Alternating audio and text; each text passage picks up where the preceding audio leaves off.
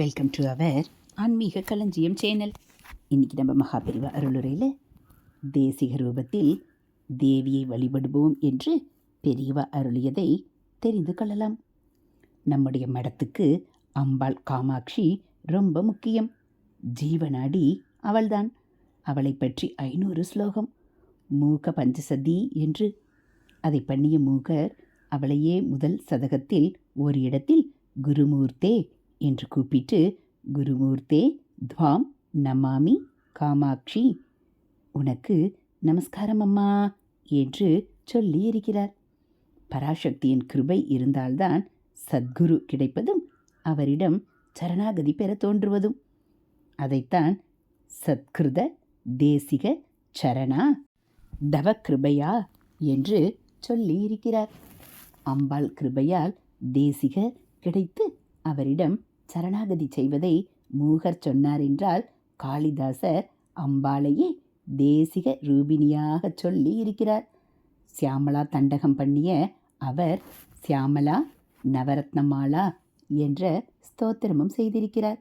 அதில் தயமான தீர்க்க நயனாம் தேசிக ரூபேன தர்சிதாப்யுதயாம் என்று குருஸ்வரூபிணியாக அவளை சொல்லியிருக்கிறார்.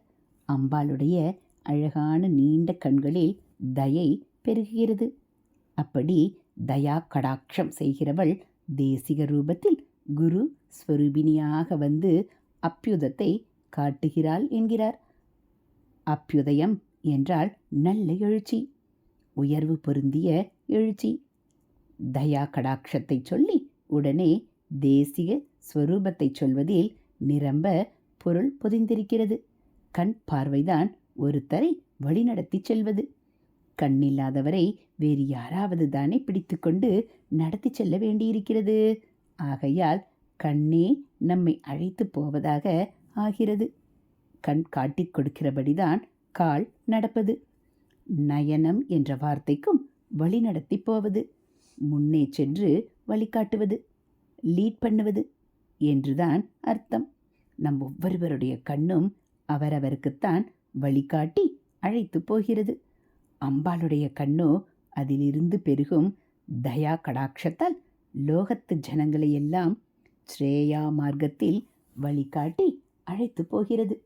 உத்தம குருவாயுள்ள எவருமே சிஷ்யர்களுக்கு கடாட்ச மாத்திரத்தால் தீட்சை தந்து நல்வழி நடத்தி செல்ல முடியும்.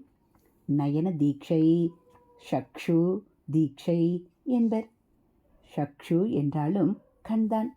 மீனாட்சி அம்மனை சக்ஷு தீட்சை தரும் குருவாகவே மகான்கள் அனுபவத்தில் கண்டிருக்கிறார்கள்.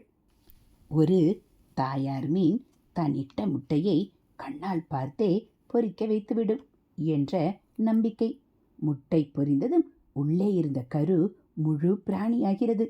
அப்படியே மீன் போன்ற நயனங்களை கொண்ட மீனாட்சி அம்பாள் ஒருவரை கடாட்சித்து சக்ஷு தீட்சை கொடுத்தால் அந்த ஜீவனுக்குள்ளே கருமாதிரி உள்ள ஆத்ம தத்துவம் பூரணமாக விகசித்து மலர்ச்சி கண்டு விடும். மீனாட்சியையே மந்திர சாஸ்திரத்தில் ஷியாமலா என்று சொல்வது. மந்திரினி, மாதங்கி, ஷியாமலா என்ற 3 பெயர்களும் மீனாட்சியுடையவையே.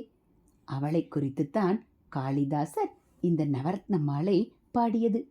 ஆகையால் அவளுடைய தயா கடாட்சத்தை அவர் சொல்லும்போதே குருவாக அவர் சக்ஷு தீட்சை தருவதை வியங்கியமாக மறைமுகமாக தெரிவித்து விடுகிறார். அப்புறம் வியக்தமாகவே வெளிப்படையாகவே தேசிக ரூபேன தர்சிதாப்யுதயாம் என்று சொல்லிவிடுகிறார். ஞானாம்பிகையாக உள்ள அவள் தேசிக ரூபத்தில் எல்லோருக்கும் அருள் புரிந்து நல்ல வழியில் போக பண்ணும்படி நாம் அவளை வேண்டி பிரார்த்தனை செய்ய வேண்டும். ஹரஹர சங்கர ஜெய ஜெய சங்கர, ஹரஹர சங்கர ஜெய ஜெய சங்கர. மகாபெரிவா சரணம். இதுபோல் மகாபெரிவா அருளியதை நீங்கள் தினந்தோறும் கேட்கணும் அப்படின்னா மறக்காமல் நம்ம சேனலை சப்ஸ்கிரைப் பண்ணுங்கள். கூடவே பெல்லைக்கானை கிளிக் பண்ணி ஆளுங்கிற பட்டனையும் அழுத்திடுங்க. நம்ம சேனலில் வரக்கூடிய தெய்வத்தின் குரல் பகுதிகள், மகாபெரிவா மகிமை, மகாபெரிவா அருள்வாக்கு எல்லாம் உங்களுக்கு பிடிச்சிருந்தால் ஒரு லைக்கும் கமெண்ட்டும் கொடுத்து உங்களுக்கு தெரிஞ்சவங்களுக்கும் ஷேர் பண்ணுங்க. ஹரஹர சங்கர, ஜெய் ஜெய சங்கர. ஹரஹர சங்கர, ஜெய் ஜெய சங்கர. மகா பெரியவா சரணம்.